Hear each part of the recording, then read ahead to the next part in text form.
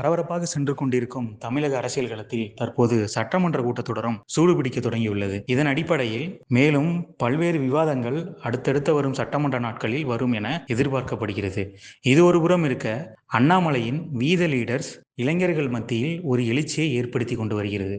மாற்றத்தை நோக்கி தமிழகம் என்ற அடிப்படையில் இளைஞர்கள் பலரும் வீத லீடர்ஸ் இயக்கத்தில் சேர்வதை ஆர்வம் காட்டி வருகின்றனர். மேலும் அண்ணாமலையின் வீத லீடர்ஸ் இயக்கம் குறித்தும் அண்ணாமலையின் தற்போதைய அரசியல் நிலைப்பாடு குறித்தும் மிகவும் தெளிவாக பேசியுள்ளார் திரு ராஜ்மோகன் கிருஷ்ணன் அவர்கள். அவர் தமிழக அரசியலில் தற்போது நிலவும் சூழல் குறித்தும் மிகவும் தெளிவாக எடுத்துரைத்துள்ளார். இதோ அந்த வீடியோ. இன்னைக்கு நம்ம நிகழ்ச்சியில investment advisor mister Rajmohan Krishnan அவங்க வந்திருக்காங்க. சார் வணக்கம். வணக்கம்மா. உங்களை 2-3 சேனல் இப்போ நான் பார்த்தேன். அதுக்கப்புறம் தான் வந்துட்டு கேட்க தோணுச்சு, யார் இவர் ஃபீல்டுக்கு புதுசாக இருக்கிற மாதிரி இருக்கு, புது முகமாக தெரிகிறாரு, தமிழ் வேறு கொஞ்சம் வித்தியாசமாக பேசுகிறாரேன்னு சொல்லிட்டு நான் என்கொயர் பண்ணிட்டு அதுக்கப்புறம் உங்களை எப்படியோ கேட்சப் பண்ணியாச்சு. ஸோ ஃபர்ஸ்ட் ஆஃப் ஆல் எதுக்கு சார் புதுசாக இப்போ நிறைய பேர் வரீங்க, அதுவும் நிறைய அண்ணாமலை சார் பற்றி பேசுறீங்க, உங்களை பற்றி நீங்களே சொல்லுங்களேன். எனக்கு என்னன்னு தெரியல, ஏன்னா எவ்வளோ பேர் புதுசாக வந்தாங்கன்னு தெரியல. நான் புதுசு தான், கண்டிப்பாக நான் புதுசாக தான் வந்திருக்கேன். ஓகே. அதாவது பொலிட்டிக்ஸில் ரொம்ப வருஷமாக ஒரு அனுபவம் இருந்தாலும், அதாவது ஒரு பார்வையாளராக ஒரு என்ன சொல்றது, ஒரு கரையோரம் இருந்து ஒரு ஒரு கப்பல் போகிறத பார்க்குற மாதிரி நான் எப்போவுமே வந்து பார்வையாளராக இருந்து பார்த்தவன் தான் பொலிட்டிக்ஸை, அதாவது அரசியலை. அப்படி பார்க்குறச்ச இது ஒரு புது அனுபவமாக இருக்குது. நான் வந்து மக்கள் முன்னாடி என்னுடைய கருத்துக்களை வந்து பகிரணும் அப்படின்னு நினச்சேன். அதனால அது ஒரு நடுநிலை ஆளாக, நியூட்ரல் பர்சன், அதாவது இந்த பக்கமும் இல்லை அந்த பக்கமும் இல்லை, யாரையும் சாராமல் தமிழ்நாட்டுக்கு என்ன நல்லது அப்படின்றத பற்றி எடுத்துரைக்கிறதுக்கு யாராவது வேணும். ஏன்னா நான் பார்த்ததில் வச்சு நீங்கள் பார்த்தீங்கன்னா எல்லா சேனல் அது இது பார்த்தாலும் எல்லாருமே பயஸ்டாக தான் இருக்காங்க. அதாவது யாரோ ஒருத்தரை சார்ந்து பண்ணுறாங்க, அது தெரியுது. அதாவது வெளியில் நடுநிலை அப்படின்லாம் சொன்னால் கூட அது நடுநிலையே இல்லை, அதாவது கொஞ்சம் பயஸ்டாக இருக்காங்க. அந்த மாதிரி இருக்கக்கூடாது அப்படின்றது என்னுடைய எண்ணம். அதுக்கு தான் நான் வந்து இந்த ஊருக்கு இறங்கினேன். அப்படி இருக்கும்பொழுது இப்போ நீங்க வந்து ஒரு இன்வெஸ்ட்மெண்ட் மேனேஜரா இருக்கீங்க, நிறைய விஷயங்கள் பண்ணிட்டு இருக்கீங்க, நிறைய பேருக்கு அட்வைஸ் பண்றீங்க. ஓகே. ஆனா ஒரு பொதுவாக பிஸ்னஸ் இருக்கக்கூடியவங்க பாலிடிக்ஸில் வந்து பேசவே மாட்டாங்க, பேச வேணாம், அவாய்ட் பண்ணுவாங்க. அதையும் தாண்டி இந்த ஒரு காலகட்டத்தில் நான் பாலிடிக்ஸ் பேச ரெடி அப்படின்னு நிறைய இடங்களில் நீங்கள் பேச ஆரம்பிச்சிருக்கீங்க. ஸோ அது என்ன காரணம் சார், பின்னாடி என்ன இருக்குது? இல்லை, பாலிட்டிக்ஸ்ன்றது திரு கமல்ஹாசன் சொல்லுவார், பாலிட்டிக்ஸ்ன்றது வந்து எல்லாருமே பொலிட்டிஷியன் தான். அதாவது நீங்கள் வந்து இப்போ போனீங்கன்னா ஒரு எலக்ட்ரிக் பில் கட்ட போனீங்கன்னா அதுலேயும் பாலிட்டிக்ஸ் இருக்குது. இல்லை வந்து நீங்கள் ஒரு ஓட்டு போடுறீங்க, ஆஸ் அ ஓட்டர் நீங்கள் பார்த்தீங்கன்னா என்னுடைய ஓட்டை நான் போய் போடுறேன் அப்படின்னாக்கா அதுவும் பாலிட்டிக்ஸ் தான். ஸோ அதனால் பாலிட்டிக்ஸ் இஸ் நாட் நியூ, அது ஒரு புதுசு கிடையாது. ஓகே. அதனால் எனக்கு ஒன்றும் அது வந்து ஒரு என்ன சொல்கிறது, ஒரு தீண்டத்தகாததாக தெரியலை. ஓகே, மக்களுக்கு எது நல்லது, மக்களுக்கு எது போய் சேரணும், அதை கண்டிப்பாக வந்து யாராவது ஒருத்தர் சொல்லணுன்றது என்னுடைய ஒரு இதுவாக இருந்தது. அதனால் நான் வந்தேன். அதான் உங்களுக்கு அந்த இன்ட்ரெஸ்ட். ஓகே. பொதுவாக இப்போ பார்க்கும்போது உங்களுக்கு பார்க்கும்போது ஒரு பிராமண சமூகத்தை சேர்ந்த ஒரு நபராகவும் பார்க்க முடியுது பார்த்த உடனே. ஓகே. அப்படி இருக்கும்போது பொதுவாக எல்லாருக்கும் நீங்க தான் சொல்லிட்டீங்க, என்னை யாரும் பார்த்தா அப்படி சொல்லவே மாட்டாங்க. அப்படியா? தமிழ் பேசினா சொல்லுவாங்களே தவிர நார்மலா பார்த்த உடனே நீங்க என்ன வந்து நார்த் இந்தியனா, நீங்க வந்து உங்களுக்கு என்ன டெல்லியா, நீங்க பஞ்சாபா அப்படின்னு தான் கேட்பாங்க. நீங்க தான் வந்து நான் பேசினதுனாலே என்னமோ நீங்க அப்படி சொல்லிட்டீங்க. பட் பரவாயில்ல, சொல்லுங்க. அப்படி இல்லை, இங்க தமிழ்நாட்டில் வந்து அப்படித்தானே பேசப்பட்டே வந்திருக்குல்ல. யார் பேசுகிறாங்க அப்படின்னா உடனே வந்து அவங்க இவங்களா இருப்பாங்களா, அவங்களா இருந்தால் இவங்க இப்படி பேசுவாங்க, இவங்களா இருந்தால் அப்படி பேசுவாங்க, அப்படி தானே இருக்கும். ஸோ அதனால தான் நானும் கேட்குறேன், ஒருவேளை நீங்கள் அப்படி இருந்தீங்க அப்படின்னா உங்களுடைய ஆதரவு வந்துட்டு வலதுசாரியை நோக்கி மட்டும் தான் இருக்கும் அப்படின்னு நம்ம எடுத்துக்கலாமா? இல்லை, நான் ஒரு விஷயம் என்னை பற்றி கொஞ்சம் பேக்ரவுண்ட் தெரிஞ்சதுன்னா நீ உங்களுக்கு புரியும். நான் வந்து ஒரு சின்ன வயசுலேருந்து எங்கள் ஃபாதர் வந்து நாங்களாம் வந்து தண்டையார்பேட்டையில் வளர்ந்தவங்க. ஓகே. நாடார் சமூகத்தோட ரொம்ப பழக்கம் ஜாஸ்தி. எங்கள் அப்பா வந்து அங்கே ஹோட்டல் வச்சுருந்தாங்க. அந்த நாடார் சமூகத்தில் பழக்கம் இருக்கிறதுனாலே என்னமோ எங்களுக்கு வந்து ஒரு இவங்க இந்த மாதிரி அவங்க இந்த மாதிரி ஜாதி அது இது அதெல்லாம் கிடையவே கிடையாது. எங்கள் வீட்டில் எப்போவுமே பார்த்தீங்கன்னாக்கா பல மதத்தவங்க இப்போ ஹிந்துஸ்லேயே நீங்கள் பார்த்தீங்கன்னா பல கேஸ்ட் இருக்கிறவங்க வருவாங்க போவாங்க, நம்ம வீட்டில் சாப்பிடுவாங்க. நாங்கள் அப்படி தான் வந்திருக்கோம். எங்களுக்கு அதெல்லாம் வந்து வித்தியாசமாகவே தெரியாது. ஓகே. ஸோ அதனால் இது வந்து ஒரு நரேட்டிவ் தானே தவிர எல்லாரும் செட் பண்ணுறாங்க இந்த மாதிரி. அவங்க கேள்வியே அப்படிதான், அதுக்கு தான் வருது. ஏன்னா இப்போ லெஃப்டிஸ்ட் அப்படின்னு இருக்கக்கூடியவங்க எதிர்க்கிறதே வந்து இந்த விஷயத்த சொல்லி தான் எதிர்க்கிறாங்க. அதனால தான் இந்த கேள்வியுமே வருது எனக்கிட்ட இருந்து. இல்லை, இது வந்து நான் என்னை பொறுத்தவரை லெஃப்டிஸ்ட்ன்றது வந்து எப்படின்னு தெரியல. பட் கடவுள் நம்பிக்கை இருக்கிறவங்க கடவுள் நம்பிக்கை இல்லாதவங்கன்னு பிரிச்சுக்கலாமா? அதுதான் உண்மை. ஓகே. இந்த ஜாதி மத அடிப்படையை விட கடவுள் நம்பிக்கை இருக்கிறவங்க கடவுள் நம்பிக்கை இல்லாதவங்க. இந்த லெஃப்டிஸ்ட் எடுத்துக்கிட்டிங்கன்னா வெளியில் அட்லீஸ்ட் பார்க்குறவங்களுக்கு கடவுள் நம்பிக்கை இல்லாதவங்களா தோணும். ஓகே, மற்றவங்களுக்கு எல்லாம் வந்து கடவுள் நம்பிக்கை இருக்கிறவங்க தான், புரியுதுங்களா? வெளியில் எப்படி சொல்கிறாங்களோ, ஆனால் லெஃப்ட் இஸ் மோஸ்ட்லி வெளியில் வந்து கடவுள் நம்பிக்கை இல்லாதவங்களாக தான் சொல்கிறாங்க. ஆனால் அப்படி தான் நான் பார்க்குறேனே தவிர இவங்க வந்து வலதுசாரி அவங்க இடதுசாரின்னு நான் பார்க்கல. ஓகே, சரி. ஒரு அழகான ஒரு விஷயத்த நீங்கள் சொல்லியிருக்கீங்க. பொதுவாக உங்களை பார்த்தோன்னே எனக்கு கேட்க தோணுன ஒரு கேள்வி, இந்துக்கள் அப்படின்னு எடுத்துக்கிட்டாலே வந்துட்டு ஒரு ஒற்றுமையே இல்லாதவங்க அப்படின்னு பொதுவாக பேசுகிறாங்க. நிறைய பேர் வந்துட்டு இந்த அரசியல் ஆலோசகராக கலந்து இருக்கக்கூடியவங்களும் பேசுறதை நம்ம பார்க்குறோம், மக்கள் மத்தியில் பேசுறதும் பார்க்குறோம். அதனால தான் இப்போ இங்கே வந்து பிளவுபட்டு இருக்குது, மீண்டும் மீண்டும் வந்து பிளவுபட்டு கட்சிகள் கூட வந்து உடஞ்சி போகுது. அவங்கெல்லாம் ஒரு பக்கமாக ஜாயின் பண்ணி ஒரு பார்ட்டி சைடில் நிற்கிறதுக்கு வந்து ஒரு ஸ்பேஸே இல்லாத மாதிரி இருக்குது அப்படியெல்லாம் விமர்சனம் வருது. இது உண்மையா? அதாவது இதுக்கு வந்து கொஞ்சம் நீங்கள் பின்னோக்கி பார்க்கணும், பல யுகங்களுக்கு முன்னாடியிலேருந்தே பார்க்கணும். அதாவது இந்து மதம்ன்றது வந்து நீங்கள் பார்த்தீங்கன்னாக்கா எவ்வளோ வருஷங்களுக்கு முன்னாடி, எவ்வளோ கல் தோன்றி மண் தோன்றா காலத்துக்கு முன்னாடியிலேருந்தே இருக்குது. ஓகே, அது இந்துவான்னு பேர் இல்லாமல் இருக்கலாம், வைணவம் இருக்கலாம், சைவம் இருக்கலாம், அந்த மாதிரி இருந்திருக்கலாம். ஓகே, அதில் வந்து என்ன சொல்லி கொடுக்குறாங்க? சொல்லி கொடுக்கறது அத்தனையுமே வந்து எல்லாரையும் ஒன்றா நினை, எல்லாரையும் பிரிவினை பார்க்காத, வந்து எல்லாரையும் தன்னோடதையாக நினை. ஓகே, அந்த மாதிரி ஒரு சொல்லி கொடுத்து நமக்கு எல்லாருக்கும் பரந்த மனப்பான்மை தான் இருக்குது. நம்ம எல்லாரையும் அரவணைச்சு போவோம், எல்லாரும் ஒன்றுன்னு நினைக்கிறோம். ஸோ அதனால் வந்து உங்களுக்கு அந்த பிளவுபடுறதுன்றது அதனால தான். நம்ம வந்து நீங்கள் பார்த்தீங்கன்னா முக்கால்வாசி பேர் பார்த்தீங்கன்னா பரவாயில்ல, நம்மளுக்கு வந்து இன்னும் இதில் வந்து கிறிஸ்துவரோ ஒரு இஸ்லாமியரோ அந்த மாதிரி பிரித்து நம்ம பார்க்கறது இல்லை. ஆனால் அவங்களதுல பார்த்தீங்கன்னாக்கா அந்த மாதிரி கிடையாது. அவங்களுடைய டீச்சிங்ஸ் வேறு, அவங்களுக்கு கற்றுத்தந்த விதம் வேறு, நம்மளுக்கு கற்றுத்தந்த விதம் வேறு. நம்மளுக்கு எல்லாமே சமத்துவத்தை தான் கற்றுத்தந்திருக்கு. அதனால தான் பெரிய இடத்துல பார்க்குற மாதிரி ஒரு தாட்டே கிடையாது. ஆமாம், அந்த மாதிரி தான் இருக்குது. ஓகே, இது ஈஸியாக ஒரு அண்டர்ஸ்டாண்ட் பண்ணிக்கலாம், இதுதான் விஷயம் அப்படின்னு சொல்லிட்டு. அதனால தான் அப்படி இருக்கு உங்களுக்கு. Okay, fine sir. இப்போ வந்துட்டு பாலிடிக்ஸ் அப்படி எடுத்துக்கும்போது தமிழ்நாடு பாலிடிக்ஸ் பேசுறதுக்கு முன்னாடி கொஞ்சம் நேஷனல் பாலிடிக்ஸை பேசிடலாம். கண்டிப்பாக. இப்போ காக்ரோச் பார்ட்டி சமீபத்தில் வந்து மிகப்பெரிய அளவில் வந்துட்டு போராட்டம் பண்ணினாங்க. கல்வி அமைச்சரை வந்துட்டு எப்படி ராஜினாமா பண்ணணும்னு சொன்னாங்க, அதே மாதிரி மத்திய அரசு ஏற்றுக்கிட்டு ராஜினாமா. இப்போ வந்து அமித்ஷா அவர்களும் வந்து ராஜினாமா பண்ணணும் அப்படின்னு சொல்கிறாங்க இல்லையா? இது எந்த கோணத்தில், இது எப்படி எந்த ட்ராக்ல போகிற மாதிரி தெரியுது உங்களுக்கு? அதாவதுங்க, இந்த ராஜினாமான்றதே முதல்ல நான் ஒத்துக்கலை. ஏன்னா ராஜினாமா பண்ணதுனால என்ன கிடைக்குது?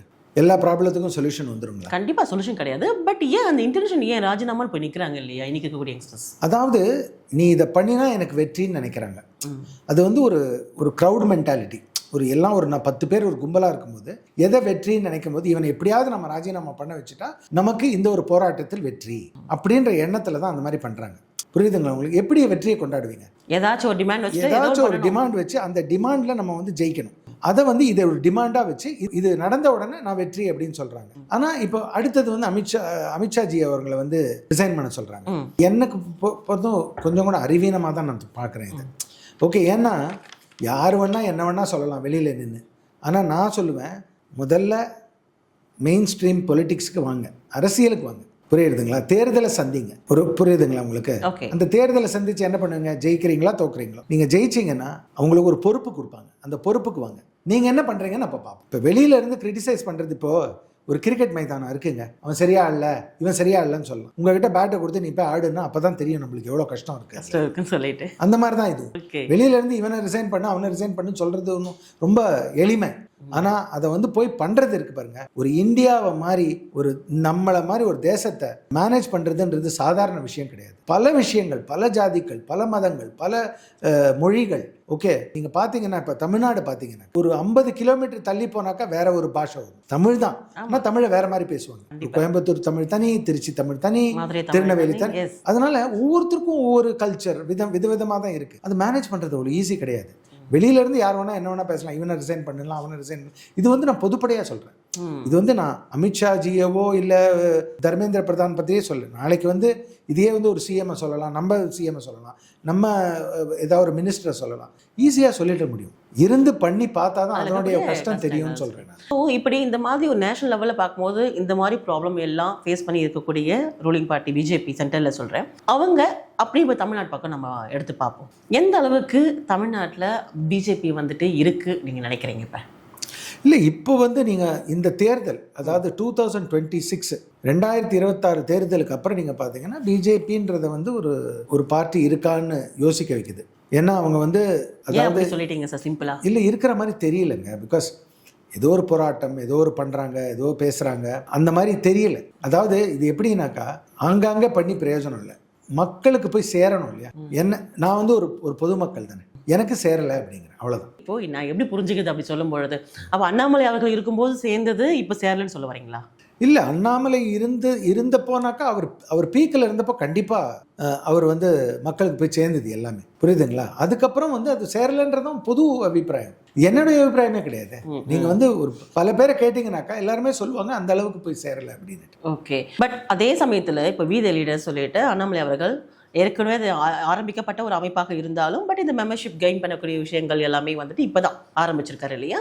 அது வந்து அப்போ அவர் பக்கம் நிறைய வந்து சேர்றாங்க அப்படின்னு எடுத்துக்கலாமா? இந்த இடத்துல ஆதரவு எல்லாம் அங்கே போயிருக்கு கம்ப்ளீட்டாக அப்படி எடுத்துக்கலாமா? இல்லை, ஆதரவு போயிருக்கா அப்படின்னு நீங்கள் கேட்டிங்கனாக்கா ஓரளவுக்கு ஆதரவு போயிருக்கு கண்டிப்பாக. ஆனால் இங்கேருந்து தான் போயிருக்கா அங்கேருந்து தான் போயிருக்கான்னு சொல்ல முடியாது. அவருக்குன்னு ஒரு ஆதரவு வட்டம் இருந்தது, புரியுதுங்களா? அண்ணாமலை அப்படின்றவருக்காக பிடிச்சு அவரை லைக் பண்ணுறவங்க நிறைய பேர் இருந்தாங்க. அந்த ஆதரவு வட்டம் அவர்கிட்ட போயிருக்கு, அதை தான் சொல்லுவேன். தென் இந்த ஒரு சின்ன விஷயம் எடுத்து நம்ம பேசலாமா? இப்போ சமீபத்தில் பார்க்கும் பொழுது கலாம் அவர்களுடைய அந்த ஈவெண்ட்டுக்கு போகிறாரு, அங்கே சொல்கிறாங்க உடனே வந்துட்டு ஒயிட் கிளாத்தை எடுத்துட்டு நெத்தியில் வந்து கட்டுறார். அண்ணாமலை அவர்கள் ஏற்கனவே பார்க்கும்போது பலமுறை பேசும்பொழுது நான் வந்து எந்த ஒரு அடையாளத்தோடு இருக்கிறனோ அதே அடையாளத்தோடு இருப்பேன்ற மாதிரி தான் வெளியில் போயிருக்காரு. அவர் பொட்டு வச்சிருப்பாரு, அதே மாதிரி தான் இருந்தார், எதுக்காகவும் வந்துட்டு தலையில் எடுத்து போடலை. பட் இப்போ வெளியே வந்ததுக்கப்புறம் இப்படி பண்ணும் பொழுது அப்போ எது ரியாலிட்டின்ற ஒரு குழப்பம் வந்துட்டு மக்கள் மனசில் இருக்கும் இல்லையா? அது இல்லைங்க, ஏன்னா நான் சொல்கிறேன் கேளுங்க. இப்போ சப்போஸ் கிறிஸ்தவர் வீட்டுக்கு நீங்கள் போனீங்கன்னா அவங்க செருப்பு போட்டு வீட்டுக்குள்ளே போவாங்க. நீங்கள் பார்த்துருக்கீங்களா தெரியாது, எல்லோரும் செருப்பை வெளியில் வச்சு போட மாட்டாங்க. அதே மாதிரி நார்த் இந்தியாவில் போனீங்கன்னாக்கா வட மாநிலங்கள்லாம் போனீங்கன்னா உங்கள் செருப்பெல்லாம் வீட்டுக்கு போட்டு போவாங்க, ஷூ போட்டு போவாங்க. ஆனால் நம்ம இடத்துல அந்த மாதிரி பண்ண மாட்டோம் இல்லையா? ஆமாம். அது பர்டிகுலராக தமிழ்நாட்டு இந்துக்கள் பந்தியில் செருப்பை வெளியில் வச்சுட்டு தான் வருவோம் நம்ம. ஓகே, அந்த மாதிரி ஒரு பழக்கம் இருக்குது. ஒவ்வொருத்தருக்கும் ஒரு பழக்கங்கள் இருக்குது. ஓகே, நம்ம கோயிலுக்கு போகும்போது ஒரு சில கோயிலில் பார்த்தீங்கன்னாக்கா மேலாடை அணிய மாட்டாங்க ஜென்ஸ். ஓகே, அந்த மாதிரி போகிறாங்க. சில இடங்களில் பார்த்தீங்கன்னாக்கா நீங்கள் சல்வார் தான் போட்டு வரணும். இது மாதிரி இஸ்லாமியர்களுக்கு ஒரு பழக்க வழக்கம் இருக்குது. ஓகே, அந்த இடத்துக்கு நீங்கள் அவங்கள உங்கள் வீட்டுக்கு வர சொல்லணும். அந்த இடத்துக்கு நம்ம போயிருக்கோம். அந்த இடத்துக்கு நம்ம போயிருக்கோம். அதுவும் எங்கே போயிருக்கோம்? ஒரு கல்லறைக்கு போயிருக்கோம். அதாவது அவங்களோட என்ன சொல்கிறது, அந்த ஒரு டூம்பு மாதிரி ஏதோ ஒரு இடத்துக்கு போயிருக்கோம். அப்போ அதுக்கு மதிப்பு கொடுக்கணுமா வேணாமா? அதை தான் அவர் கொடுத்தாரு, வேற ஒன்றும் கிடையாது. அவர் விபூதி வச்சிருந்தாருன்றதை நீங்கள் கவனிச்சிங்களான்னு தெரியல. கவனிச்சேன், வச்சிருக்கேன் இல்லையா? வச்சிருந்தார். அது இருக்கு. நம்ம தமிழ்நாட்டில் பல அரசியல்வாதிகளை நம்ம பார்த்துருக்கோம், விபூதி வாங்கி அழிச்சிட்டு கூட போயிருக்காங்க இல்லையா? நம்ம பார்த்துருக்கோம் நிறைய. கண்டிப்பா. ஆனால் அவர் பண்ணலை. அவர் விபூதி வச்சாரு, அவங்களுக்கு அங்கே ரெஸ்பெக்ட் கொடுத்தாரு. அந்த மதிப்பு எங்கே கொடுக்கணுமோ அங்கே கொடுத்தாரு. அது நம்மளுடைய பெருந்தன்மையை காட்டுதுன்னு நான் சொல்கிறேன். அந்த பண்பு, அந்த பண்பு அது ரொம்ப. ஆமாம். ஓகே, வீத லீடர்ஸ் ஆரம்பித்தார். வெளியே வந்ததுக்கப்புறம் அவருடைய விஷயங்கள் தனியாக ஒரு முடிவு எடுக்கிறது, அதே மாதிரி அவருடைய ரியாலிட்டி என்ன அப்படின்னு நல்லாவே பார்க்க முடியுது. மக்களும் விரும்புகிறாங்க, பார்க்குறோம். இன்னொரு பக்கம் பார்க்கும் பொழுது ஒவ்வொரு மாதமும் என்ன ஒரு தினமும் அந்த தினத்துக்கு ஏற்ற மாதிரி கொண்டாடலாம், ஒரு அவேர்னஸ் மக்கள் மத்தியில் கொண்டு போய் சேர்க்கலாம் சொல்கிறாங்க. லாஸ்ட்டாக பார்க்கும்போது ட்ரக்கு மரத்தனெல்லாம் கொண்டு போயிட்டாங்க. அதுக்கப்புறம் இன்னொரு பக்கம் பார்க்கும்போது இப்போ என்வரன்மெண்ட், ஸோ இந்த விஷயங்கள் நோக்கி போயிட்டு இருக்காரு. இதெல்லாம் பார்க்குறாங்களா? ஃபர்ஸ்ட் மக்கள் கூர்ந்து கவனிக்கிறாங்களா? இதெல்லாம் ஒரு விஷயமா, என்ன ஓடிட்டா மாறிடுவோமா, இந்த பக்கம் அவேர்னஸ் கிரியேட் பண்ணிட்டா சும்மா நீங்கள் அங்கங்கே பேசிட்டா மாறிடுவோமா, அப்படி தானே இருக்கும். இப்போலாம் அதுக்கெல்லாம் காது கொடுத்தோ இல்லை அந்த அளவுக்கு அட்ராக்டிவாக இருக்குது நீங்கள் ஃபீல் பண்ணுறீங்களா? இல்லை, கண்டிப்பாக இருக்கும். ஏன்னு சொல்கிறேன் கேளுங்க. இப்போ நம்ம எல்னினோ எஃபெக்ட் உங்களுக்கு கேள்விப்பட்டிருக்கேன், எல்னினோ. ஓகே, இப்போ நீங்கள் பார்த்தீங்கனாலே அதனால இப்போ மழை கூட வரலன்ற மாதிரி ஒரு விஷயங்கள். அதே தான். அது எதனால் அந்த மாதிரி எல்னினோ எஃபெக்ட் வருதுன்னா என்வாயர்மெண்டல் பிரச்சனை தான். மரத்தை வெட்டுறோம், ஏசி நிறையா இருக்குது, பெரிய பெரிய ஏசி டப்ஸு போடுறோம், நம்ம பெரிய யூனிட்ஸ் போடுறோம். எங்கே பார்த்தாலும் டீசல் பெட்ரோல் வெஹிக்கிள்ஸு. ஓகே, அதெல்லாம் வெளியில் போயிட்டுருக்கு. ஸோ இதெல்லாம் வரும்போது உங்களுக்கு என்ன ஆகுதுன்னா, மரமாகப்பட்டது எவ்வளோ மரம் நடுறீங்களோ, அப்துல் கலாம் ஐயாவும் அதை தானே சொன்னார், நம்ம சின்ன கலைவாணர் விவேக்கும் அதை தான் சொன்னார், மரம் நடணும்ன்ட்டு. இது ஒரு புதுசாக சொல்லலை. ஆனால் யாராவது ஒருத்தர் எடுத்து செய்யணும் இல்லையா? அதை செய்கிறது நல்லது தானே. இப்போ ட்ரக் இருக்குது, அவர் என்ன சொன்னார், அண்ணாமலை என்ன சொன்னார், ட்ரக் இருக்குது, நீங்கள் கவர்மெண்ட்டே நீ தான் பண்ணணும் சொல்கிறத விட நம்ம பொதுமக்கள்லாம் எடுத்து கையில் எடுத்து அதை டிமாண்டை நம்ம குறைக்கணும். அவங்க சப்ளையை குறைப்பாங்க, அவங்க போய் அரெஸ்ட் பண்ணுவாங்க, அது பண்ணுவாங்க. நம்ம டிமாண்டை குறைக்கணும். யாராவது அப்படி பண்ணால் தான் பெட்டர் அப்படின்னு சொன்னாங்க. ஒரு வெள்ளை அறிக்கையை வெளியிட்டார் ட்ரக்ஸுக்கு வேணும். அதெல்லாம் நல்லது தான். எப்படி பொதுமக்களுக்கு நம்ம நல்லது பண்ண முடியும்? இதெல்லாம் பண்ணி தான் நல்லது பண்ண முடியும் சார். இப்போது நீங்கள் உங்களுடைய அனுபவத்துக்கு இந்த மாதிரி விஷயத்துக்கு இம்பார்ட்டன்ஸ் கொடுத்து பார்க்குறீங்க. ஆனால் இன்னைக்கு இருக்கக்கூடிய யங்ஸ்டர்ஸ் எல்லாம் இந்த மாதிரி விஷயங்களுக்கு இம்பார்ட்டன்ஸ் கொடுக்குறாங்களா அப்படின்னு கேள்விக்குறியா இருக்கு இல்லையா? இல்லை, கண்டிப்பாக நீங்கள் பார்த்தீங்கன்னா இப்போ இருக்கிற யங்ஸ்டர்ஸ் பார்த்தீங்கன்னாக்கா அவங்களுக்கு நல்ல, அதாவது என்வாயர்மெண்ட், சுற்றுச்சூழல், அதை பற்றி நல்ல அவேர்னஸ் இருக்கு, நல்லா தெரிஞ்சு வச்சுருக்காங்க. அதை பற்றி நிறைய பேர் வேலையும் பண்ணுறாங்க. ஓகே, நிறைய என்ஜிஓஸ் வேலை பண்ணுறாங்க. இப்போ படிச்சுட்டு வரவங்கலாம் வேலை பண்ணுறாங்க. புரியுதுங்களா உங்களுக்கு? ஸோ அதனால் கண்டிப்பாக அவங்களுக்கு தெரியும். அவங்களுக்கு தெரியும். இதை வந்து அது மாத்திரம் இல்லை, நம்ம தெரியப்படுத்த வேண்டியது நம்ம வேலை. தெரியுமா அப்படின்னு கேட்கறத விட அதை எப்படி நம்ம போய் தெரியப்படுத்துறது? ஒன்றுமே இல்லை சார், நீங்கள் இதெல்லாம் சொல்கிறீங்களா, ஓகே தான், கேட்க நல்லா தான் இருக்குது. ஆனால் இங்கே தமிழ்நாட்டை பொறுத்த வரைக்கும் ஒரு சினிமாவால் சாதிக்க முடிஞ்ச ஒரு விஷயம், ஒரு ஐபிஎஸ்ஸாக இருந்து பாலிடிக்ஸ் வந்து அவரால் சாதிக்க முடியுமா? அந்த இம்பார்ட்டன்ஸ் வந்துட்டு மாறுமா மக்கள் மனசில்? அது டவுட்டாகவே இருக்குல்ல இன்னமும். அதாவதுமா, சினிமா வந்து மோகம்ன்றது வந்து கண்டிப்பாக தமிழ்நாட்டில் இருக்குது. அது இன்னைக்கு நேற்று கிடையாது. நீங்கள் 70-80 வருஷமாக வந்து சினிமா மோகம் இருக்க தான் செய்யுது. எம்கே தியாகராஜர் பாகவதர் காலத்துலேருந்து பார்த்தீங்கன்னாக்கா சினிமா மோகம் இருக்குது. இது கண்டினியூ ஆச்சு. எம்ஜிஆர் ஆச்சு, இவர் கலைஞர் ஆச்சு, ஜெயலலிதா அம்மா ஆச்சு, விஜயகாந்த் ஆச்சு, சரத்குமார் ஆச்சு, எவ்வளோ பேர் வந்துட்டாங்க. ஓகே, இப்போ 2-3 பேர் தான் முதல்வராக வந்தாங்க. ஓகே, மற்றவங்களால முதல்வராக வர முடியல. அது வந்து சீக்கிரம் கொண்டு சேர்த்துருது. ஓகே, ஆனால் உங்களுடைய இப்போ நீங்கள் பார்த்தீங்கன்னா ஒரு நிஜ ஐபிஎஸ், ஓகே, இப்போ அண்ணாமலை மாதிரி ஒருத்தர் பார்த்தீங்கன்னாக்கா அந்த அளவுக்கு வேலை ஜாஸ்தி செய்ய வேண்டியிருக்கு. நீங்கள் வந்து 10 நிமிஷத்தில் பண்ணுற வேலையை அவர் 1 மணி நேரம் பண்ணால் தான் கொண்டு சேரும். ஆனால் சேருமா அப்படின்னு கேட்டால் சேராதுன்னு சொல்ல முடியாது. கண்டிப்பாக சேரும், கண்டிப்பாக சேரும். எப்படி சார் இன்னைக்கு வந்துட்டு நடித்த ஹீரோக்கு கொடுக்குற இம்பார்ட்டன்ஸை விட படித்த ஐபிஎஸ்க்கு இம்பார்ட்டன்ஸ் அதிகமாக இருக்குன்னு எப்படி எடுத்துக்க முடியும்? அதாவதுங்க, இப்போ நீங்கள் வந்து ஒரு நடிகர் வந்து நீங்கள் பார்த்தீங்கன்னாக்கா ஒரு போலீஸாக நடிப்பார். ஆனால் இவர் வந்து உண்மையான போலீஸ். அதுக்குள்ள மதிப்பு தான். புரியுதுங்களா உங்களுக்கு? நான் நடிகரை வந்து கம்மியாக வந்து மதிப்பிடலை. எம்ஜிஆர் ஆகட்டும், ஜெயலலிதா அம்மாவாகட்டும், அதே மாதிரி இப்போ விஜய் ஆகட்டும், அவங்களுக்கு அறிவில்லைன்றதோ அவருக்கு வந்து அவங்களால பண்ண முடியாதுன்றதோ நான் சொல்ல மாட்டேன். எல்லாருக்கும் இருக்க வேண்டியது இருக்குது. ஆனால் ஒரு படிச்சுட்டு வராங்க பார்த்தீங்களா, ஒரு 10 வருஷத்தோட படிப்பு இருக்கு இல்லையா, அதுக்கு ஒரு தனி திறமை இருக்கும் இல்லையா? கண்டிப்பாக ஒரு என்ன சொல்கிறது, ஒரு கற்பனையான ஒரு விஷயத்த சொல்கிறேன். ஒரு நடிப்பு ஐபிஎஸும் நிஜமான ஐபிஎஸும் சேர்ந்தா எப்படி இருக்கும்? பிரமாதமாக இருக்கும். ஓ, எப்படி சொல்கிறீங்க? இல்லை, நான் யோசிச்சு பார்க்குறேன். இப்போ வந்து அண்ணாமலையும் விஜயும் ஒன்று சேர்ந்து ஒரே பார்ட்டியில் நின்னா எப்படி இருக்கும்? தமிழ்நாட்டுக்கு எவ்வளோ நல்லது. நல்லா இருக்காது. நடக்குமா நடக்காதான்றது வேற விட்டுருங்க. தமிழ்நாட்டுக்கு நல்லதா நல்லது இல்லையா, அதை தான் நீங்கள் பார்க்கணும். நடக்காதுன்றது வேற விஷயம். புரியுதுங்களா உங்களுக்கு? இப்போ விஜய் வரமாட்டாருன்னு எவ்வளோ பேர் சொன்னாங்க, வரலையா? ஸோ எதுவும் நடக்காதுன்னு சொல்ல முடியாது. வேற அப்படி பார்க்கும்போது அது வேற. இப்போ உலகத்திலே வந்து மிகப்பெரிய கட்சியாக பார்க்கக்கூடிய பிஜேபியில் இருந்த ஒருத்தர் வெளியே வந்து தனியாக வீத லீடர்ஸை ஃபோக்கஸ் பண்ணும் பொழுது ஒரு 2-3 வருடங்களுக்கு முன்பு ஆரம்பிக்கப்பட்ட, அவங்க என்னதான் ஆட்சியை பிடிச்சாலும் கூட டிவிகேவோட இணைஞ்சு செயல்படுவார் அப்படின்னா நம்ம இமேஜின் பண்ண முடியுமா? என்ன இல்லை, நான் வந்து உங்களை இமேஜின் பண்ண சொல்லலை. நான் வந்து அது ஒரு கற்பனையாக நான் நினச்சி பார்க்குறேன். தமிழ்நாட்டுக்கு நான் முதலே சொன்னேன் உங்களுக்கு, தமிழ்நாட்டுக்கு எது நல்லது அப்படி பார்க்கும்போது ஒரு விஜய் வந்து ஒரு பார்ட்டி பிரசிடென்ட், ஒரு அண்ணாமலை ஒரு சீஃப் மினிஸ்டர். இது கற்பனை தான். அப்படி இருந்தால் நல்லா இருக்கும். என்கிட்ட ஒரே எனர்ஜி எல்லாம் ஒன்றா வந்ததுனாக்கா, 2 பேரும் யங்ஸ்டர்ஸ் எனர்ஜி ஒன்றா வந்ததுனாக்கா தமிழ்நாடு எவ்வளோ நல்லா இருக்கும். அப்போ 2 பேருமே வந்து தவிர்க்க முடியாத யங்ஸ்டர்ஸ் அப்படின்னு அந்த லிஸ்ட்டில் கொண்டு வந்துடுறீங்களா நீங்கள் தமிழ்நாட்டை பொறுத்த வரைக்கும்? கண்டிப்பாக யார் யார் நல்லது பண்ணுறாங்களோ எல்லாம் அதாவது திருப்பி சொல்கிறேன் நான், திரும்ப அதுதான் நடக்குமா நடக்காதான்னு கேட்டிங்கன்னா நடக்காதா இருக்கலாம் 100%. ஓகே, ஆனால் இருந்தால் நல்லா இருக்கும்னு சொல்கிறேன். ஒரு வேலை சும்மா ஒரு இமேஜினேஷன் தான். இப்போ வந்துட்டு அண்ணாமலை சார் அவர் கூட பார்க்கும்போது நீங்கள் சொன்னீங்க இல்லையா, ரியலாக ஐபிஎஸ் இருந்ததுக்கும் ஒரு போலீஸ் இல்லை நடிக்கிறதுக்கும் அப்படின்ற மாதிரி, அவர் நிஜமாவே ஒரு 4 படத்தில் ஐபிஎஸ்ஸாக நடிச்சு தமிழ்நாட்டில் ஒரு 4 படம் ரிலீஸ் பண்ணிட்டு அதுக்கப்புறம் பாலிடிக்ஸ் வந்திருந்தா எப்படி இருக்கும் அப்படின்னு நம்மளும் ஒரு கற்பனையில் பேசலாம் இல்லையா? எப்படி இருக்கும் நினைச்சு பாருங்களேன். ரீச் அதிகமாக இருந்திருக்குமோ, இன்னும் அதிகமாக இருந்திருக்குமோ, மக்கள் ஈஸியாக அக்செப்ட் பண்ணியிருப்பாங்களா? தமிழ்நாட்டை பொறுத்தவரையிலும் உங்களுக்கே தெரியும், நிறைய பேர் அந்த மாதிரி ட்ரை பண்ணியிருக்காங்க. அப்படி எப்படி சார்? ரியலாக இருந்துட்டு ரீலாவா? இல்லை, அதாவது நடிகராக இருந்து அதுக்கப்புறம் அரசியலாக வந்தது. ஆமாம், அதாவது அரசியலுக்கு வரத்துக்கு முன்னாடி நடிகராக பயிற்சி எடுத்து அதுக்கப்புறம் எல்லாரையும் சென்றடைஞ்சு அதுக்கப்புறம் நீங்க யாரு சொல்றீங்கன்னு தெரியும் அரசியலுக்கு வந்திருக்கு. இல்ல, நமக்கு முன்னாடி பழக்கம் இருக்கு இந்த மாதிரி வந்தது. ஓகே, ஆனா அப்படி வந்து அண்ணாமலை வருவாரான்னு கேட்டா வரமாட்டாரு. பட் அந்த ரூட் தேவை இல்லாம போயிடுச்சா, இல்ல அப்ப தெரியாம இருந்திருக்கா அப்படின்னு சொல்லிட்டு? ஏன்னா தமிழ்நாடு மக்கள் வந்துட்டு படத்தை பார்த்தே வளர்ந்துருக்காங்க, யங்ஸ்டர்ஸும் படத்தை பார்த்தே வளர்ந்துருக்காங்கன்ற மாதிரி தானே, அதுதான் ரீச் அதிகமா இருக்கு இல்லையா? அப்போ நல்லா படிச்ச திறமையான ஒரு மனிதர் வந்துட்டு இங்க தமிழ்நாட்டுல நெக்ஸ்ட் லெவல் மூவ் ஆகணும் அப்படின்னா எது தடையா இருக்குன்றது எடுத்துக்கலாம் சார். அப்போ இல்ல, மக்கள் வந்து கொஞ்சம் மாறணும். மக்கள் தான் எனக்கு என்ன வேணும் நான் தான் தீர்மானம் பண்ணணும். மக்கள் மனசுல வந்து என்ன இருக்குன்றது நமக்கு தெரியாது. ஆனா என்ன கேட்டீங்கன்னா எது மாத்தும்? இதன்னா மக்கள் மனது தான் மாத்தும். எனக்கு வந்து படித்தவர் வேணும், எனக்கு வந்து இங்கே நிறைய விஷயங்கள் பண்ணணும் அப்படின்னு நினச்சாங்கனாக்கா கண்டிப்பாக மாறலாமே. மக்கள் தீர்ப்பே மகேசன் தீர்ப்புங்க. ஓகே தென் இப்போ டிவிக்கே ரூலிங் பார்ட்டி எப்படி இருக்கு? நீங்க ஒரு சில வீடியோவில் சொல்லியிருந்தீங்க சம்திங் கரப்ஷன் வந்துட்டு மெயினாக ஃபோக்கஸ் பண்றாங்க அப்படி சொல்லிட்டு. அதுவே மிகப்பெரிய ஒரு ஆயுதம் தானே இன்னைக்கு தமிழக மக்களுக்கு.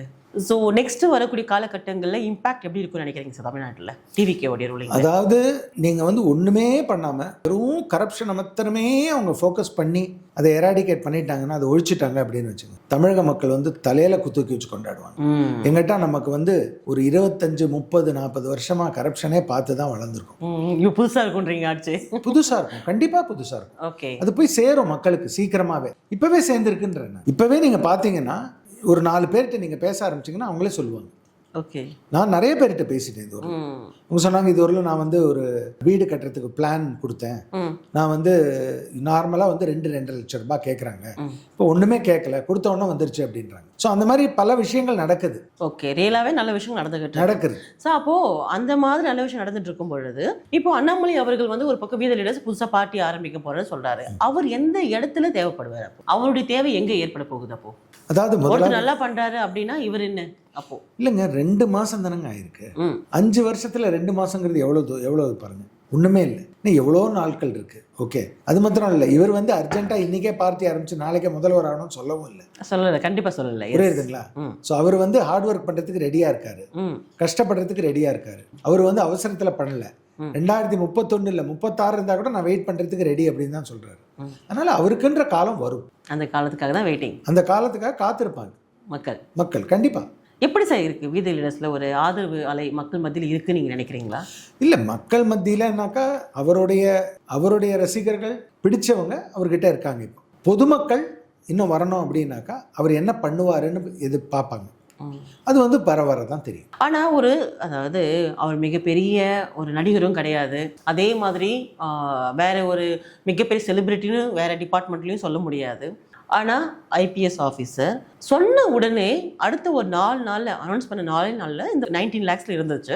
அது வந்து ஒரு சின்ன அக்கௌண்ட்ஸ் தான் எடுத்துக்கலாமா, இல்லை இதே மிகப்பெரிய விஷயம் எடுத்துக்கலாமா சார்? இல்லை, 20 லட்சம் ஒரு 1.5 மாசத்துலன்றது ஒரு பெரிய நம்பர். ஒரு நாளைக்கே 1000 பேர் 1500 பேர் சேர்ந்துக்கிட்டு தான் இருக்காங்க ஒரு நாளைக்கு. அதனால கண்டினியூஸாக வந்து ஆளுங்க வந்து அவர் பின்னாடி வந்துட்டு தான் இருக்காங்க. அவர் பார்க்குற அவர் பேசுறது, அவர் பண்ணுறது அதெல்லாம் பிடிச்சி அவங்க வந்துக்கிட்டு தான் இருக்காங்க. ஸோ அதனால் வளர்ச்சி பாதையில் தான் இருக்குது. ஆனால் நிறைய பேர் சொல்கிறாங்க இல்லை சீக்கிரம் வந்தாங்க, இப்போ வந்து தேக்க நிலை இருக்குது அப்படின்னு. அது வந்து மெதுவாக தான் வரும். மக்களும் வந்து பார்ப்பாங்க இவங்க என்ன பண்ணுறாங்க, எந்த அளவுக்கு வந்து மக்களுக்கு பண்ணுறாங்க, ஏதாவது ஒரு இம்பேக்ட் க்ரியேட் பண்ணுறாங்களா கிரவுண்டில், அதை பார்த்துக்கிட்டு தான் இருப்பாங்க. அதை பார்க்க மக்கள் வருவாங்க கண்டிப்பாக. ஸோ நீங்கள் பார்த்தீங்கன்னாக்கா இப்போது மெம்பர்ஸு வந்து ஓட்டுக்கள், அதாவது யார் வந்து உறுப்பினர்களாக சேர்றாங்களோ, கேல்குலேஷன் எடுத்துக்கிட்டிங்கன்னா ஒரு கணக்கு பார்த்தீங்கன்னா நார்மலாக பார்த்தீங்கன்னா ஒரு 2-3 மடங்கு மெம்பர்ஸுக்கு இன்ட்டு 3 மடங்கு ஓட்டாக கன்வெர்ட் ஆகிறதுக்கு சான்ஸ் இருக்குது. பிகாஸ் இப்போல்லாம் என்ன சொல்கிறாங்கன்னா 2ன்னு சொல்கிறாங்க, 1.5ன்னு சொல்கிறாங்க, 3ன்னு சொல்கிறாங்க. முன்னாடியெல்லாம் இப்போ வந்து ஒரு மெம்பர் இருந்ததுனாக்கா அவர் 3 பேரை வந்து ஓட்டாக கன்வெர்ட் பண்ணலாம் அப்படின்றாங்க. அப்படி நீங்கள் மினிமமாக ரொம்ப கம்மியாக வச்சா கூட 50 லட்சம் ஓட்டுகள் இருக்கு அவருக்கு இன்னைக்கு. அது 1.5 மாசத்துல அது ஒரு பெரிய சாதனையாக தெரியலையா உங்களுக்கு? கண்டிப்பாக சாதனை தான். பட் இந்த ஆங்கிளில் எத்தனை பேர் பார்ப்பாங்கன்னு தெரியாது. அதுதாங்க உண்மை. இது வந்து நான் சொல்கிறது இல்லை, இது வந்து பொதுப்படையாக வந்து ஒரு தேர்தல் வல்லுநர்களெல்லாம் நீங்கள் கேட்டிங்கனாக்கா மெம்பர்ஸ் இன்டூ 2, 3 அப்படி தான் கணக்கு பண்ணுறாங்க அவங்க வந்து ஓட்டுக்களை. அப்படி கணக்கு பண்ணீங்கன்னாக்கா நீங்கள் தேர்தல் வல்லுநரெல்லாம் தூக்கி வரமா வைங்க சார். என்னென்னமோ சொல்லியிருந்தாங்க, அது மாதிரி நடக்கல. அதனால் நீங்கள் சொல்லுங்கள். இல்லை, பட் அப்படி தானே இருக்குது. நீங்கள் வந்து நீங்கள் பார்த்தீங்கன்னா இப்போ பிஜேபிக்கு வந்து மெம்பர்ஸ் நீங்கள் பார்த்தீங்கன்னா அந்த ஓட்டு எவ்வளோ வருது அப்படின்னு பார்த்தீங்கன்னா 3 மடங்கு. எல்லாருக்குமே அப்படி தான், பிஜேபியாக இருக்கட்டும், காங்கிரஸாக இருக்கட்டும், டிவிகேயாக இருக்கட்டும், எல்லாருக்கும் எவ்வளோ மெம்பர்ஸ் இருக்காங்களோ அதுக்கு 2 to 3 டைம்ஸ் தான் ஓட்டாக வருது. அப்போது நீங்கள் 20 லட்சம் அப்படின்னீங்கன்னா மினிமம் நீங்கள் பார்த்தீங்கன்னா ஒரு 50 லட்சம் ஓட்டு இருக்குது. ஓகே, இன்னைக்கு ஓகே. தென் இப்போ அண்ணாமலை அவர்கள் வந்துட்டு நாளைக்கு ஓகே இந்த ஒரு அட்மினிஸ்ட்ரேஷன் அப்படி எடுத்துக்கும் பொழுது அவருடைய பார்ட் சின்ஸ் அவர் ஐபிஎஸ் ஆஃபீஸராக இருந்ததால சொல்கிறேன், ஈவன் ஐபிஎஸ்ஸாக இருக்கும் பொழுது நிறைய வந்துட்டு பொலிட்டிக்கல் பர்சனாலிட்டி கூட ட்ராவல் பண்ணியிருக்காரு. அவர் பார்ட்டியில் கூட கொஞ்சம் ஒர்க் பண்ணியிருந்திருக்காரு, இன்டர்ன் பண்ணியிருக்காரு. அதே சொல்லியிருப்பார் அந்த டைம்லலாம் வந்துட்டு படித்து முடித்த உடனே. அப்போது அந்த அனுபவமும் அந்த ஐபிஎஸ் அனுபவமும் சேர்ந்து அதுக்கப்புறம் பிஜேபி பிரசிடெண்டா இருந்துட்டாரு. இந்த அனுபவங்கள் எல்லாம் சேர்ந்து தமிழ்நாட்டுக்கு எந்த இடத்துல அவருக்கு மிகப்பெரிய ஒரு பவர்ஃபுல்லா மாறும் சார்? எந்த மாதிரி மாற்றத்தை தமிழ்நாட்டு மக்களுக்கு கொண்டு வரதுக்கான ஒரு ஆப்பர்ச்சுனிட்டி அவருக்கு கிடைக்கும்? அதாவதுங்க, நீங்க காமராஜர் அதுக்கப்புறம் எனக்கு தெரிஞ்ச அண்ணாமலை ஒருத்தர் தான் அந்த லெவலுக்கு வருவாருன்னு எனக்கு தோணுது. கொஞ்சம் எக்ஸ்பிளைன் பண்ண முடியுமா? அதாவது ஒரு மிகைப்படுத்தப்படாத ஒரு அரசியல்வாதி. இப்போ கல்ட் பொலிட்டிக்ஸ் வேண்டாம் சொன்னாங்க இல்லையா? ஆனால் நீங்கள் அவரோட ஆக்டிவிட்டீஸ் நீங்கள் பார்த்தீங்கன்னா கூட கல்ட் பொலிட்டிக்ஸ் வேண்டான்றத அவர் நடைமுறைப்படுத்துகிறாரு. பேச்சால் இல்லை, நடைமுறைப்படுத்துகிறார். இப்போ ஒரு மீட்டிங் அப்படின்னாக்கா பேசிட்டு போய் பின்னாடி உட்காந்துக்கிறார். தன்னையே முன்னிலைப்படுத்துறது இல்லை. அவர் எல்லாரையும் வி த லீடர்னு எதனால் வச்சார் பாருங்கள். எல்லாரும் தலைவர்கள், எல்லாருக்கும் அந்த ஆப்பர்ச்சுனிட்டி வேணும், எல்லாரும் சேர்ந்து பண்ணணும். ஒருத்தரே தலைவர்னு சொல்லக்கூடாதுன்றது தான் அவரோட பிரின்சிபல். நீங்கள் ஒரு பேச்சிலேருந்து நான் சொல்கிறேன். கண்டிப்பாக அவர் பப்ளிக்கில் என்ன பேசினார் அதுதான் பேசுறாரு. ஸோ அதை பேசுறது அதுவே ஒரு புதுத்தன்மைன்ற நான் அதுவே எத்தனை பேர் பேசுகிறாங்க. ஈவன் பிஜேபியில் இருக்கும் பொழுதும் அவர் மாவட்ட தலைவர்கள் கலந்து கொண்ட அந்த ஈவெண்ட்ஸ் எல்லாம் இருக்கும், அந்த ஊரில் கலந்துக்கும் பொழுது ஈவெண்ட் நடக்கக்கூடிய ஊரில் இருக்கக்கூடிய அந்த மாவட்ட தலைவர்கள் யாராவது பக்கத்தில் இருந்தால் கூட அவங்கள தான் முதல்ல இந்த பக்கம் தள்ளி விட்டுடுவார், அவர் அந்த பக்கம் போயிடுவார். பிரதமர் வரும்பொழுதெல்லாம் எப்பவுமே ஸோ அந்த முன்னிலைப்படுத்தக்கூடிய விஷயங்கள் பார்க்கும்போது அவரை படுத்திக்கிட்டு தான் நானுமே பார்த்ததில்லை. அது மாத்திரம் இல்லை, அவர் ஒரு சின்ன குழந்தை கூட அவரை ரீச் பண்ண முடியும். அவர் அகந்து போயிட மாட்டார் ஒரு ஆளுங்க கிட்டேருந்து. ஓகே, அவர் அவரை ரீச் பண்ண முடியும், அவர்கிட்ட பேச முடியும், அவர்கிட்ட பழக முடியும். ஒரு ரீசெண்டாக என்னோட ஃப்ரெண்டு ஒருத்தர் சொல்லிட்டு இருந்தார். அவர் டிரைவர், அவரோட டிரைவர் அண்ணாமலைக்கு பெரிய ஃபேன் போல, ரசிகர். அப்போ இவர் கேட்டாராம் அவர்கிட்ட போயிட்டு, என்னுடைய டிரைவர் உங்கள் பெரிய ரசிகர், அவர்கிட்ட ஒரு ஃபோட்டோ எடுத்துப்பீங்களான்னு. அவர் கூப்பிட்டு கட்டி பிடிச்சி ஃபோட்டோ எடுத்தாராம். எத்தனை பேர் பண்ணுவாங்க இதெல்லாம்? இல்லை, அது உண்மைங்க. நானே பல கூட்டங்களை பார்த்துருக்கிறேன். அவரே கஷ்டப்படனா வாங்கி அவரே செல்ஃபி எடுத்து விடுவார். அதான் சொல்லுங்க, ஆசையாக எடுத்துப்பாங்க. ஸோ ஒரு புதுவிதமான ஒரு அரசியலை கொண்டு வரணும்னு நினைக்கிறாரு. ஓகே, அது பிஜேபியில் இருந்தப்போ அப்படி தான் பண்ணிட்டு இருந்தார். இப்போவும் அதை தான் பண்ணுறாரு. பிற்காலத்தில் இன்னும் அதை பல இடங்களில் அவர் செயல்படுத்துவாருன்றது என்னோட நம்பிக்கை. ரைட். ஓகே, இப்போது ஒரு தலைவராக அப்படி பார்க்கும் பொழுது இந்த மாதிரி விஷயங்கள்லாம் கொண்டு வராருன்றது நீங்கள் மக்கள் கொண்டு போய் சேர்க்குறீங்க. அதே சமயத்தில் வீத லீடர்ஸோ இல்லை புதுசாக வீத லீடர்ஸுக்கு வரணும்னு நினைக்கிறவங்களோ இல்லை அவரை சந்திச்சுட்டு வாழ்த்திட்டு சில விஷயங்கள் பேசிட்டு வீத லீடர்ஸில் பயணிக்கணும்னு நினைக்கிறவங்களுக்கோ அந்த இடத்துல ஒரு ஸ்பேஸே இல்லாத மாதிரி இருக்குன்னு சிலர் சொல்கிறதா கேள்விப்பாரு. Is that true? அவர் ரீச் பண்ண முடியல மக்கள் சொல்கிறாங்க சிலர். அது உண்மையா? இல்லை, ரீச் பண்ண முடியலன்னா எந்த விஷயத்தில் சொல்கிறீங்க? அவர் ரீச் பண்ணி பார்க்க முடியல, அவர்கிட்ட பேச முடியல, அந்த மாதிரியெல்லாம் சொல்கிறதையும் பார்க்குறோம். அதே மாதிரி அவர் மதிக்க மாட்டார், எல்லாரையும் மதிச்சுட்டெல்லாம் இருக்க மாட்டார் அப்படின்னு சொல்கிறாங்க. அதெல்லாம் உண்மை கிடையாது. அதெல்லாம் உண்மை கிடையாது. எல்லாரும் நான் தான் உங்களுக்கு இப்போ எக்ஸாம்பிள் டைரெக்டாக கொடுத்துட்டேன். இது லைவ் எக்ஸாம்பிள். இது உண்மையாக நடந்த விஷயத்த நான் உங்ககிட்ட சொல்லிட்டேன். அவருக்கு அந்த மாதிரி ஒரு எண்ணமே கிடையாது. எல்லார்கிட்டையும் நல்லா பழகுவார். எல்லார்கிட்டையும் ஒரு பந்தா இல்லாமல் பழகக்கூடியவர். ஆமாம், அதில் டவுட்டே கிடையாது. அண்ட் எனக்கு அவரை தெரியும். ஓகே, அந்த மாதிரி பர்சன் கிடையாது. அப்போ உங்களுக்கு தெரியும்னு சொல்கிறீங்க இல்லையா? ஆமாம், ஏற்கனவே நீங்கள் இன்டர்வியூ சொல்லியிருந்தீங்க. அப்படி நீங்கள் ஃபஸ்ட் டைம் அங்கே பார்த்து பேசும்பொழுது ஃபீல் பண்ண விஷயத்துக்கும் இன்னைக்கு ஒரு பெரிய பார்ட்டியில் தலைவராக இருந்து வெளியே வந்ததுக்கப்புறம் வீத லீடர்ஸ் அமைப்பில் ஒரு முக்கிய ரோலில் இருக்கும் பொழுதும் எப்படி பார்க்குறீங்க? இந்த டிஃப்ரென்ஸ் ஏதாவது ஃபீல் பண்ணுறீங்களா? இப்போ ஏதாச்சும் பார்க்கும்போதோ இல்லை அவருடைய நடத்தையில் ஏதாச்சும் பார்க்குறீங்களா? இல்லை, அதாவது ஒரு மனிதனாக நான் டிஃப்ரென்ஸ் எதுவுமே பார்க்கல. ஆனால் ஒரு தலைவராக டிஃப்ரென்ஸ் பார்க்குறேன். ஏன்னா அவருக்கு முதிர்ச்சி வந்திருக்கு நிறைய. அதாவது என்ன சொல்லுவாங்க, ஒரு வைரம் அதை கட் பண்ணி தேய்க்கும் போது தான் அது அந்த பவர் வரும் உங்களுக்கு. அந்த மின்னும் நிறைய. அது அந்த அறத்தை போட்டு அப்படியே தேய்ச்சிக்கிட்டே இருப்பாங்க. ஓகே, அந்த மாதிரி அவர் அந்த புடம் போட்டு போட்டு போட்டு போட்டு போட்டு இப்போ மெச்சுவர்டாக தான் வந்திருக்காரு. ஆனால் இன்னும் ஆகும். அவருக்கு 42 ஆகுதா இப்போ? இன்னும் எவ்வளோ நாள் இருக்கு. ஓகே, இன்னும் எவ்வளோ நாள் இருக்கு. ஓகே, ஸோ இப்போ இருக்கக்கூடிய சிஎம்க்கும் இவருக்கும் பார்க்கும்போது 10 இயர்ஸ் டிஃப்ரென்ஸ். அதை தான் சொல்கிறேன். ஓகே, அது 2 5 இயர் டேர்ம்ஸாக பார்த்துங்க நீங்கள். 10 வருஷம் அப்படி இருந்தால் கூட அவர் 52 இன்னும் யங்ஸ்டர் தான். அப்படி நம்ம இப்போ இருக்கிற சிஎம்ஏ யங்ஸ்டர் தானே சொல்கிறோம். அப்போ இன்னொரு 10 வருஷம் பொறுத்தும் அண்ணாமலை யங்ஸ்டர் தானே. 60+ இருந்தால் கூட யங்ஸ்டர் தான் சொல்லிக்கிறோம். எக்ஸாக்ட்லி, இப்போ அப்படி தான் சொல்கிறாங்க. ஆமாம், பட் இருந்தால் கூட நான் சொல்கிறேன் 50 யங்ஸ்டர் தான் சொல்கிறேன். Right sir. ஸோ கடைசி கேள்வியாக ஒன்று கேட்குறேன் உங்ககிட்ட. இந்த ஒரு வருஷம் கோர்ஸ் மாதிரி படிச்சுட்டு அவங்களுக்கு ட்ரைனிங் கொடுத்து வெளியே வந்ததுக்கப்புறம் இந்த எலெக்ஷன் அவங்க ஃபேஸ் பண்ணுவாங்க, அப்படிதான் நம்ம கொண்டு போக போறோம் அப்படின்ற மாதிரி அண்ணாமலை அவர்கள் சொல்றாரு இல்லையா வீத லீடர்ஸ்ல. அது எந்த அளவுக்கு மக்கள் ஏத்துப்பாங்கன்னு நீங்க நினைக்கிறீங்க? அது பாசிபிள் இருக்கா? இல்ல, என்னன்னா நான் சொல்றேன் கேளுங்க, அது ரொம்ப முக்கியம். ஏன் முக்கியம்? அதாவது ஒண்ணுமே தெரியாம போய் ஒரு சேர்ல உட்கார்றதை விட ஒரு ஒரு அப்ரெண்டிஸ் இப்போ நீங்கள் பார்த்தீங்கன்னாக்கா தொழில்முறை கல்வி இருக்கா இல்லையா? ஒரு காலேஜில் வந்து என்ன பண்ணுறாங்க, புக்கை எடுத்து படிக்காத, ஆனால் அது சைட் பை சைடு நீங்கள் வந்து அதை படித்து திறன் பயிற்சின்னு சொல்கிறாங்க இல்லையா? அதுதானே இது. நீங்கள் நேராக போய் ஒரு சீட்டில் உட்காந்து ஒரு விஷயத்தை கற்றுக்கிறதுக்கும் அதுக்கு முன்னாடியே அதை பற்றி விஷயத்தை தெரிஞ்சுட்டு நீ போகிறதுக்கும் எவ்வளோ டிஃப்ரென்ஸ் இருக்குது இல்லைங்களா? கண்டிப்பாக அந்த டிஃப்ரென்ஸ் அதை தான் கொண்டு வர்றாரு அவர். நீ ஒரு பஞ்சாயத்து தலைவரா இல்லை ஒரு பஞ்சாயத்தில் ஒரு வார்டு மெம்பராக நீ போனோன்னா உனக்கு என்ன பண்ணணும், எவ்வளோ உனக்கு பணம் வருது, எப்படி செலவழிக்கணும், இதெல்லாம் சொல்லித்தர வேண்டாமா?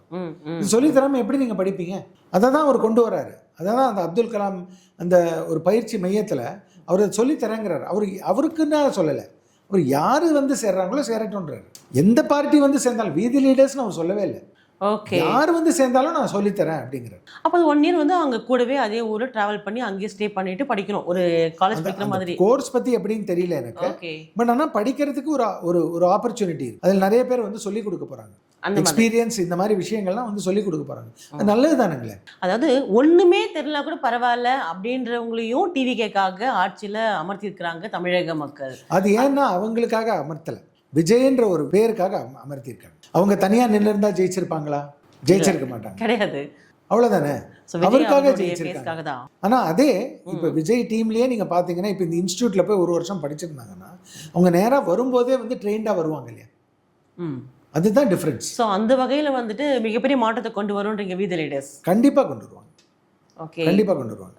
ஓகே, அப்போ ட்ரெயின் பண்ணுறவங்களுக்கும் ஒரு கேப்பபிள் இருக்கும், ட்ரைனிங் எடுக்கிறவங்களுக்கும் ஒரு கேப்பபிள் இருக்கும். ஆமாம். ஆனால் மக்கள் வந்து அதை புதுசாக பார்ப்பாங்களா? மக்கள் வந்துட்டு ஒரு ஆதரவு தெரிவிப்பாங்கன்னு நினைக்கிறீங்களா? அதுதான் நான் முன்னாடியே சொல்லிட்டேங்க, மக்கள் மாறணும். மக்கள் எது நல்லது எது கெட்டது எது வேணும் எது வேண்டான்றதை தீர்மானிக்கிறது மக்கள் தான். நீங்கள் எதா சொல்லுவாங்க, அது ஒரு சமஸ்கிருதத்தில் ஒரு பழமொழி இருக்கு, எதா ராஜா ததா பிரஜா அப்படின்வாங்க. அந்த மாதிரி மன்னர் எப்படியோ அப்படிதான் மக்கள் அப்படின்னு. புரியுதுங்களா? அதனால மக்கள் வந்து அதே மாதிரி தான், மக்கள் யாரை தேர்ந்தெடுத்துக்கிறாங்களோ அவர் தான் மன்னர். மக்கள் புரியணும், மக்கள் புரிதல் வர வர வர வர வர அது இம்ப்ரூவ் ஆகுங்க. ஸோ நீங்கள் அந்த பிலீவ் அப்படியே எடுத்துக்கணும். நல்லதே நினைப்போமே, எப்பவுமே ஒரு சந்தேக கண்ணோட பார்க்கறத விட மக்கள் புரிஞ்சுப்பாங்க, நல்லதுன்னு நினைப்போமே நம்ம. நீங்கள் வந்துட்டு கர்நாடகாவில் பெங்களூரில் இருக்கீங்க, புரியுதுங்க. தமிழ்நாட்டில் பாலிடிக்ஸில் வந்துட்டு அவ்வளோ இன்ட்ரெஸ்ட் காமிச்சிருக்கீங்க. இப்போ அது என் சொந்த ஊருங்க, இது என் மண்ணு இல்லைங்களா? எங்கே இருந்தா என்ன, நான் யூஎஸில் போய் உட்காந்தா கூட தமிழ்நாடு தான் எனக்கு இல்லையா? அதுதானே தாய்நாடு தாய் மண்ணுலாம் சொல்கிறோம் நம்ம. அதுக்கப்புறம் என்ன? ஓகே, அப்போ இவ்வளோ நாள் இங்கே வந்துட்டு ராஜ்மோகன் கிருஷ்ணன் வந்துட்டு எங்கே போனார் அப்படின்னு ஒரு கேள்வி இருக்குல்ல? இல்லை, இங்கே வந்து தான் போயிட்டு இருந்தார், ஆனால் இந்த மாதிரி உட்காந்து பேசலை. இப்போ ஒரு ஆப்பர்ச்சுனிட்டி வந்திருக்கு, இப்போ வந்து உட்காந்து பேசணும்னு தோணுது இல்லையா? ஏதோ ஒரு மாற்றம், நீங்கள் தமிழ்நாடு மக்கள் வந்து மாறணும், மாற்றம் வேணும்னு நினைக்கிறீங்க. உங்களுக்கு அந்த மாற்றம் எப்போ வந்துச்சு, ஏன் வந்துச்சு? மாறுவோம் மாற்றுவோம். டன், புரிஞ்சிருக்கும்னு நினைக்கிறேன். ஸோ மாறுவோம் மாற்றுவோம் நீங்கள் சொல்லும் போதே தெரிஞ்சது சார். பல கருத்துக்களை நீங்கள் சொல்லியிருக்கீங்க, பார்க்கக்கூடிய மக்களுக்கு கண்டிப்பாக வந்துட்டு ஒரு கிளியர் ஐடியா கிடச்சிருக்கும். So really great. நிறைய விஷயங்கள் தொடர்ந்து நம்ம பேசலாம். சந்தோஷம். நன்றி. நன்றிம்மா, தேங்க்யூ.